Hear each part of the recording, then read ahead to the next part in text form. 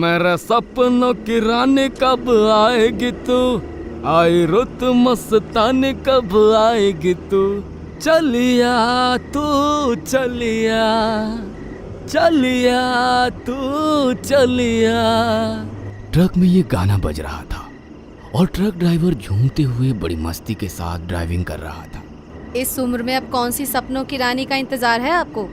ओए इंतजार तो रहेगा ही। काश तुम जैसी सांवली औरत से शादी ना हुई होती तो नहीं रहता। दोनों लड़ाई झगड़ा कर बहस करते हुए इसी तरह घंटों उलझे रहे। फिर रास्ते में एक लड़की खड़ी हुई नजर आई और ट्रक ड्राइवर की मानो बोलती ही बंद हो गई। उसने उसको देखते ही इमरजेंसी ब्रेक लगा दिए। उसकी फटी आंखें देखकर उसकी बीवी भी अचानक से चुप हो गई और उसने उस तरफ देखा जहां उसकी नजर टिकी हुई थी। नीली साड़ी, खुले बाल और रात की चांदनी में साड़ी से चमकता हुआ उसका गोरा बदन गजब की कयामत ढा रहा था। सिर्फ छिपा हुआ था तो उसका चेहरा, जो कि उसके लहराते बालों के साए की वजह से नजर नहीं आ रहा था। क्या घूर रहे हो नियत खराबों की तरह? ट्रक आगे बढ़ाइए। ओए चुप कर बेवकूफ, इसको कुछ मदद चाहिए होगी, कहकर उसने खिड़की से अपनी गर्दन निकालकर कहा। अजी क्या आपको मदद चाहिए? आप कहे तो मैं आपको आगे छोड़ सकता हूँ। सुनकर वो धीमे कदमों से उसके करीब आई।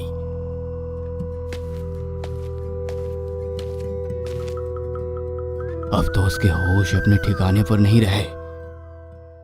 आप मुझे आगे मेरे गांव तक छोड़ सकते हैं? हाँ हाँ हाँ, क्यों नहीं, आइए आप बैठिए, कहकर उसने अपनी बीवी से कहा। ओए जा जल्दी से उतर और पीछे जाकर बैठ जा। मैं पीछे क्यों बैठूंगी? आप उसको पीछे बैठने को बोलिए ना। ओए जो कह रहा हूँ उसको फौरन मान ले। पीछे आम पड़े हैं, आराम से पैर फैलाकर लेटना और आमों का मजा भी लेते रहना। जा। सुनकर वो झुंझला उठी। वो ट्रक से उतरी और बड़बड़ाती हुई ट्रक के पीछे जाकर उसके अंदर चढ़ गई। फिर वो लड़की आई और आकर ड्राइवर के बराबर में बैठ गई और उसने ट्रक आगे बढ़ा दिया। ड्राइविंग करते करते वो टेढ़ी नजरों से उसकी तरफ बार बार देख रहा था। वैसे इस खूबसूरत बला का नाम क्या है? मोहिनी। अजी जैसी अदा है वैसा ही नाम है। मोहिनी ने उसकी तरफ देखा तो वो मुस्कुराने लगा। फिर अचानक से उसने ब्रेक लगा दिए और उसके बिल्कुल करीब चला गया। और कुछ देर बाद एक तूफान सा आया और सब कुछ शांत हो गया। ड्राइवर की आंखें फटी की फटी रह गई जब उसने देखा कि मोहिनी के हाथ काले और नाखून किसी डायन की तरह लंबे हो चुके हैं। उसने डरते डरते मोहिनी के चेहरे की तरफ अपनी नजरें घुमाई। उसकी आंखें किसी लाल लाल बल्ब की जैसे चमक रही थी और चेहरे पर एक भयानक मुस्कुराहट थी।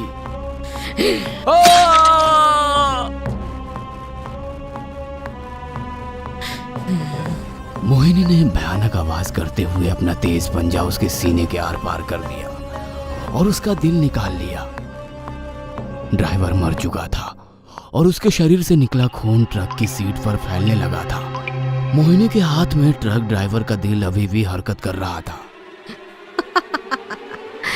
एक और ख्वाहिश पूरी हुई।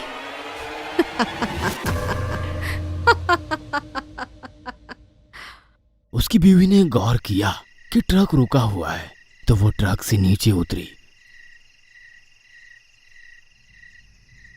जब उसने अपने पति को मरे हुए और मोहिनी को गायब हुए देखा तो उसके पैरों तले जमीन निकल गई। कहानी कुछ साल पहले। एक 25-26 साल का एक नौजवान राघव जंगल में तालाब के पास से गुजर रहा था। उसे तालाब के किनारे एक लड़की खड़ी मिली। उसने नीली साड़ी पहन रखी थी, बाल लंबे लंबे हवा में लहरा रहे थे। हे भगवान, मुझे माफ कर देना। मैं मोहिनी इस संसार के दुख से मुक्ति पाना चाहती हूँ। मुझे इस कलयुग में नहीं जीना जहाँ हर कोई सिर्फ दौलत और खूबसूरती के पीछे पागल है। मैं खुद को खत्म करने जा रही हूँ, कहते हुए वो तालाब की तरफ बढ़ी।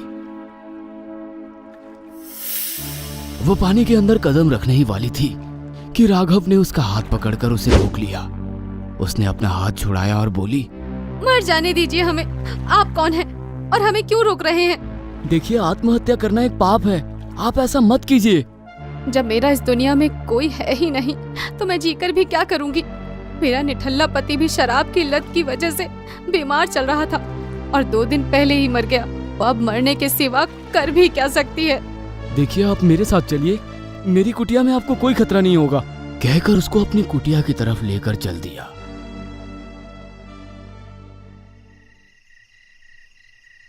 मौसम खराब हो चला था, लेकिन बारिश शुरू होने से पहले ही दोनों कुटिया में पहुंच गए।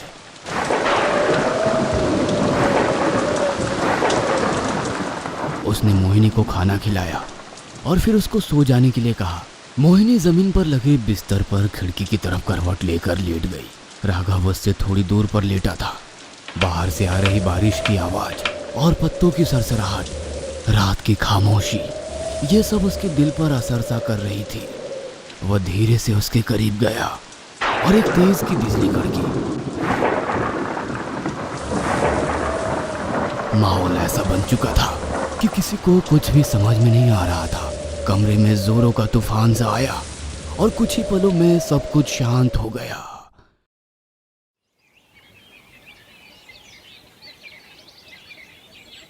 कुछ देर बाद चर्र की आवाज के साथ दरवाजा खुला। यह दरवाजा खोलने वाला शख्स राघव के पिता ब्राह्मण सचदेव थे। उन्होंने देखा कि राघव जमीन पर मृत अवस्था में पड़ा है और मोहिनी उसके पास बैठी हुई है। पास ही एक चाकू जमीन पर पड़ा है, जिसके पास राघव के सीने से निकला दिल हरकत कर रहा है। कौन है तू तुच्छ औरत? तूने मेरे बेटे की हत्या कर दी। मेरा इरादा इनकी हत्या करने का नहीं था। मेरे बेटे पर इल्जाम लगाने की जरूरत नहीं है। नहीं बाबा। तुच्छ औरत, तूने मेरा इकलौता बेटा मुझसे छीना है। मैं तुझे शापित किए बिना नहीं छोड़ूंगा। आप ऐसा मत कीजिए बाबा। मैं ब्राह्मण सचदेवा तुझे शाप देता हूँ कि अगली पूर्णमासी की रात तू प्रेत योनि में प्रवेश करेगी और फिर हर पूर्णमासी की रात को तुझे एक नए मर्द के साथ वही सब करना पड़ेगा जो तूने मेरे बेटे के साथ किया। उसके बाद तू अमर भी हो जाएगी और युगों युगों तक शापित रहेगी। उसकी आवाज फिजा में गूंजी, जिसको सुनकर मोहिनी का सिर चकराया और वो उससे माफी मांगते मांगते ही बेहोश हो गई। तब से आज तक मोहिनी हर पूर्णमासी की रात को एक नए मर्द को अपना शिकार बनाती है और फिर उसके